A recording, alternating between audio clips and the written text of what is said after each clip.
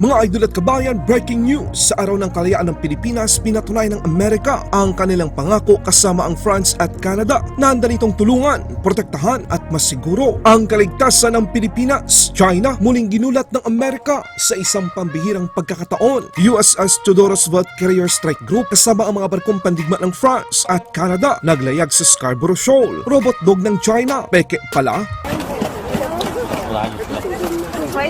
推。 Department of National Defense, kinumpirma na national security concern ang mga pogos sa Pilipinas. Kinumpirma naman ang PAOK na lehitimong mga Chinese military uniform ang nadiskubre sa pogo site sa Porac, Pampanga. We've talked to military experts from within the intelligence communities, and apparently they agree na ito nga po ay mga authentic na mga military People's Liberation Army uniforms. Dagdag pa dito, kinumpirma din ng PAOK na mayroong mga pogo na malapit sa EDCA. Ito ba ay nagkataon lang o talagang pinagplanuhan ng China? Multi-purpose attack craft na gawang Pilipino, made in Philippines. Alam niyo ba na ito ay ginagawa sa Zambales? Amerika muling sinorpresa ang China.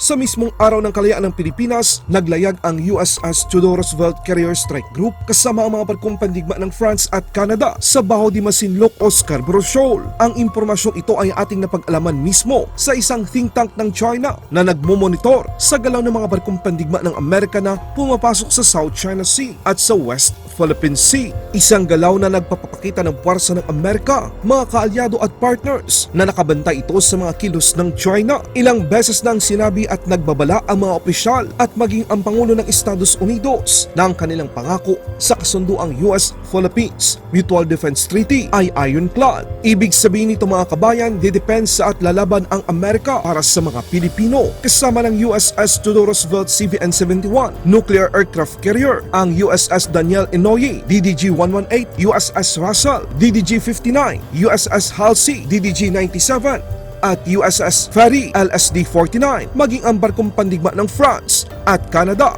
Nagsagawa din ng flight operation ang mga eroplanong mandirigma ng hukbong dagat ng Amerika tulad ng FA-18E Super Hornet sa West Philippine Sea. Kita rin sa isang larawan na nakilahok din ang US Air Force MC-130J Commando 2 sa nasabing operasyon. Sa ibang balita naman, nitong nagdaang mga linggo usap-usapan sa mainstream media ang inilabas na pagpapakita ng China ng kanilang tinatawag na robot dog kung saan ipinapakita na kaya nitong magsagawa ng iba't ibang uri ng misyon. Pero tandaan natin mga kabayan, hindi lahat ng ipinapakita ng China ay totoo, lalo't magaling sa pagkukunwari ang mga Chino, lalo na sa pagpapakita ng kanilang fake military power. Tulad na lamang ng videong inyong makikita kasama ng mga Chinese police ang isang robot dog. Ilang sandali pa lamang ng kanilang paglalakad, bigla na lang itong nawala ng kontrol at nadapa. Buti na lang at wala itong dalang armas. Sa huli, pinagtawanan na lang ito ng mga taong nakakita ng nasabing insidente.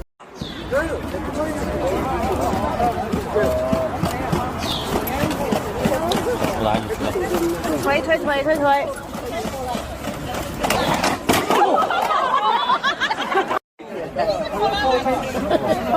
Department of National Defense itinuturing na national security concern ang mga pogos sa Pilipinas. Bakit ito national security concern? Kasi ipinahihina nila ang ating political, economic, social, and peace and order fabric.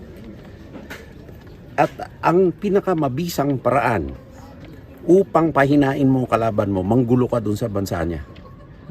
So, aming pinag-aaralan na mabuti at ang buong gobyerno ay nagbuklod upang itigil ito mga gawain na ito. Wala silang karapatan dito. Mga nakuhang Chinese military uniform sa Porac, Pampanga, kinumpirma ng mga otoridad ng Pilipinas na ito ay lehitimo. Dagdag pa dito, kinumpirma ng PAOK na mayroong mga lokasyon ng pogo na malapit sa mga EDCA sites. Ito ba ay nagkataon lamang o matagal nang pinagplanuhan ng China? So, medyo malaking problema po ito para sa bayan natin kung mapatotohanan natin na meron nga nakapasok na mga espiya sa mga scam farms na ito. Yung isa ay, yung pinakamalala, baka naman meron nga talagang military spies na embedded dito sa ating mga illegal na mga online gaming farms na ito.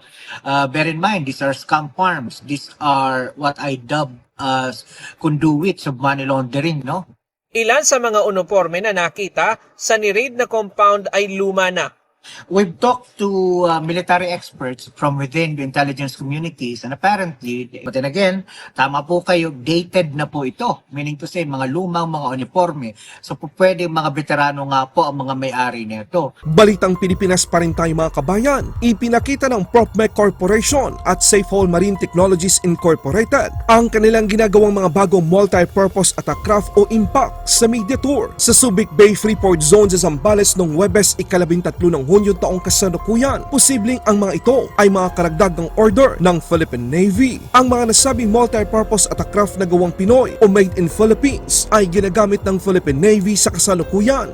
At ito ay armado din ng mga armas at misal na gawa ng bansang Israel. Sa katunayan, noong ika-3 ng Nobyembre ng taong 2020, 7 Abu Sayyaf ang natudas dahil sa puwersang pinagsama ng isang multi-purpose attack craft at sa tulong ng isang attack helicopter ng Philippine Air Force sa karagatan ng Sulu. Ayon sa pamunuan ng nasabing maritime manufacturing company sa bansa, layo nilang palalawigin pa ang kanilang paggawa ng anilay first class at abot-kayang mga barko na makakatulong hindi lamang sa defense agencies ng bansa, ngunit pati na rin sa iba't ibang ahensya ng Pilipinas. Ang nasabing kumpanya ay merong 700 mga Pilipinong manggagawa na responsable sa paggawa ng isa sa maaasang multi-purpose attack craft ng Pilipinas sa kasalukuyan. Kasalukuyang merong 12 impact ang nasa inventaryo ng Philippine Navy, pero nangangailangan pa ito ng nasa 42 para matugunan at mas mabilis na magampanan ng hukbong dagat ng Pilipinas ang kanilang mga tungkulin at misyon. Nakikita din natin na posibleng magagamit ito sa mga rotational at resupply mission sa BRP Sierra Madre o Sabina Shoal dahil nakita natin nung nakaraang medical evacuation na gumamit ang Philippine Coast Guard ng isang high-speed boat na kaya din gawin ng mga multi-purpose attack craft ng Philippine Navy. These vessels has changed the way that the